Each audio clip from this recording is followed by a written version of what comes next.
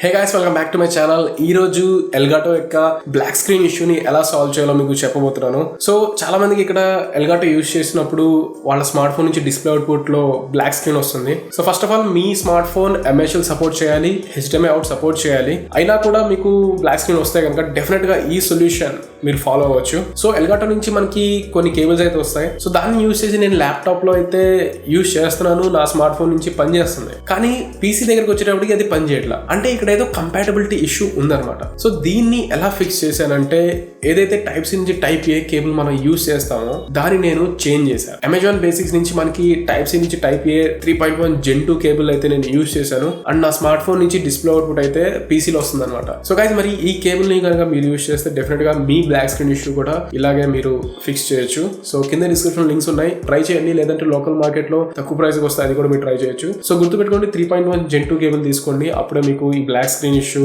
Solve అయ్యే chance ఉందన్నమాట. మీరు ట్రై చేసిన తర్వాత మీ ఎక్స్పీరియన్స్ ఏంది కింద కమెంట్ చేయండి. అండ్ నచ్చితే లైక్ చేయండి గైస్. ఇటువంటి వీడియోస్ కోసం సబ్స్క్రైబ్ చేసుకోండి. Thanks for watching.